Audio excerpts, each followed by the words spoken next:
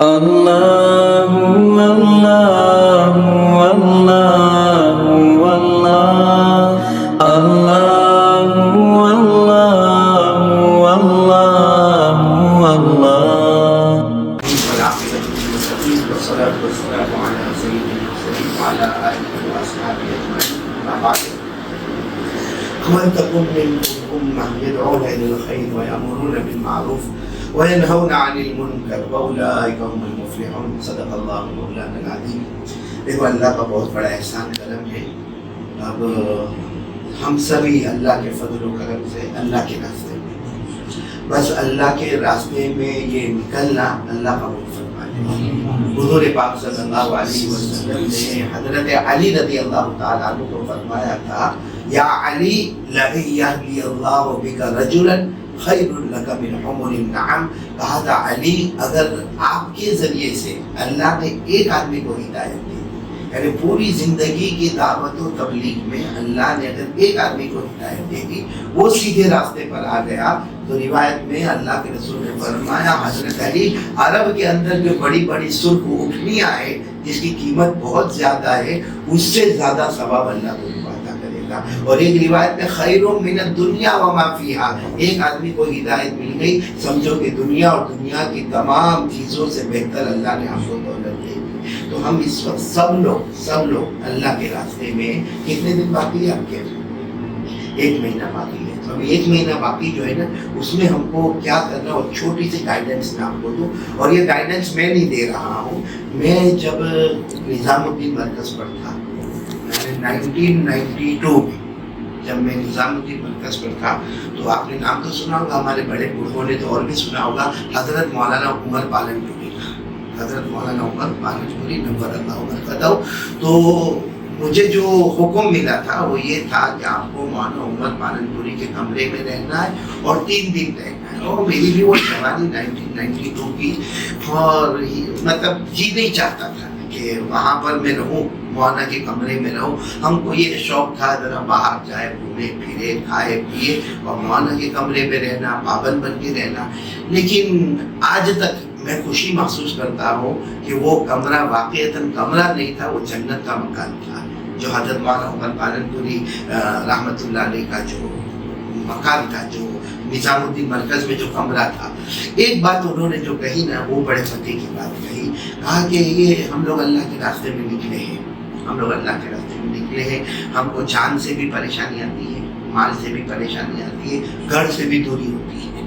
جان سے پریشانی کیونکہ بہت مرتبہ ہم کو کچھ کھانے کا شوق ہے اور وہ کھانا ہم کو نہیں مل رہا ہے. مال کیا تھا ہی معاملہ، کیونکہ ہم جو آئے گئے جو خرچ ہو رہا ہے. اور نمبر 3 گھر سے دوری، کوئی بیوی سے دور، کوئی اپنے امی سے دور، کوئی ابا سے دور، اپنے کاروبار سے دور. یہ جو چیزیں ہو رہی ہے اس کا نام ہے مجاہدہ. اور اس کا نام کیا ہے؟ مجاہدہ. اور پھر انہوں نے قرآن پاک سے جو بات بتائی، دل خوش کر دیا. کہا کہ یہ مجاہدہ ہو گیا، اور مجاہدے پر اللہ تبارک و تعالیٰ فرماتے میں 3 انعام دوں گا. مجاہدے پر کتنے انعام دوں گا؟ 3 انعام. اور یہ وعدہ کون کر رہا ہے؟ اللہ کر رہا ہے. اور ایک بات یاد رکھنا، ہر ایک اپنے وعدے سے پلٹ جاتا ہے، ہر ایک اپنے وعدے سے پلٹ جاتا الا ماشاء اللہ. لیکن اللہ فرماتے ما یبدل القول لدی وما انا بظلام للعبید. اللہ فرماتے میں نے کوئی وعدہ کر لیا، وہ کر لیا، اب دنیا کی کوئی طاقت مجھے پلٹا نہیں سکتی ہے. تو کیا ملے گا ہم کو؟ کیونکہ ہم سب نے جان، مال، گھر، کاروبار سب قربانی دے کر ہم آئے ہیں. تو ہم کو کیا ملے گا؟ کیونکہ کبھی کبھی شیطان جو ہے نا وسوسہ ڈالتا ہے، چلو چلے جاوے بمبئی، چلو امیر صاحب کو یہ بول کے ایسا بھی کر کے نکل جاوے. یعنی رات کو شیطان یہ وسوسہ، ہمارا نفس ہم کو وسوسہ ڈالے گا، کیا بے وقوف ہے، کیسا نکل گیا، کچھ تو سوچا ہوگا گھر کے بارے میں. تو یہ سب چیزوں سے بچنے کے لیے یہ 3 انعام سوچنے کے، اور دینے والا کون؟ اللہ. پہلا انعام کیا دے گا؟ اللہ. تو اللہ نے فرمایا، خود اللہ نے فرمایا، پہلا انعام میں ایسے بندوں کو ہدایت کا دوں گا. پہلا انعام کون سا دوں گا؟ ہدایت کا. والذین جاہدوا فینا لنہدینہم سبلنا. جو اس طرح کی قربانی کریں گے جو ہم کر رہے ہیں، بھلے ٹوٹی پھوٹی قربانی ہے، لیکن اللہ فرماتے میں ہدایت کا فیصلہ کروں گا. اور اللہ کی قسم، ہدایت اتنا بڑا انعام ہے جو اللہ دے گا، جو اللہ ہی دے سکتا، اللہ کے سوا کوئی نہیں دے دے سکا. کیونکہ جب ہمارے نبی صلی اللہ علیہ وسلم اپنے چچا کے پاس گئے تھے، چچا ابو طالب کے پاس، اور کہا تھا یا امی میرے چچا کلمہ پڑھو نا، اور میرے چچا کلمہ پڑھو نا. چچا ابو طالب آخری وقت کلمہ پڑھو نا، کلمہ پڑھو نا. چچا نے کلمہ پڑھنے کی کوشش کی، لیکن ابو جہل کا وہاں سے گزرنا اور اشارہ کرنا، اور چچا نے کلمہ نہیں پڑھا اور اللہ کو پیارے ہو گئے. اور ہمارے نبی وہی رونے لگے، اللہ میرے چچا، اللہ میرے چچا، اللہ میرے چچا. اللہ نے کیا فرمایا؟ انک لا تہدی من احببت ولکن اللہ یہدی من یشاء. اللہ نے فرمایا مصطفیٰ تم بے شک میرے نبی ہو، مگر ہدایت تمہارے ہاتھوں میں نہیں ہے، ہدایت میرے ہاتھ میں. میں نے ابو طالب کو ہدایت نہیں دی، اور میں کہتا ہوں کبھی کبھی ابو جہل کو ہدایت نہیں دی، امیہ کو ہدایت نہیں دی، ابو لہب کو ہدایت نہیں دی. اور ہدایت دینا ہے تو اللہ نے حضرت بلال کو ہدایت سے مالا مال کر دیا، جو حبشہ کے رہنے والے، جن کا کلر کا معاملہ الگ، جن کی زبان الگ، جن کا رہنا الگ، لیکن اللہ کو ہدایت دینا ہے. حضرت بلال رضی اللہ تعالیٰ عنہ کو ہدایت دے دی. تو اتنی بات یاد رکھنا، ہمارا پہلا انعام کیا ہوگا؟ ہدایت والا ہوگا. دوسرا انعام ہم کو کیا ملے گا؟ کیونکہ یہ شیطان جو چکر ڈالتا ہے نا ہم کو، ابھی 1 مہینہ باقی ہے، اس میں بالکل اپنے دماغ میں رکھے پہلا انعام ہم کو کیا ملنے والا ہے؟ ہدایت. دوسرا انعام کیا ملے گا؟ اللہ نے فرمایا نصر من اللہ وفتح قریب.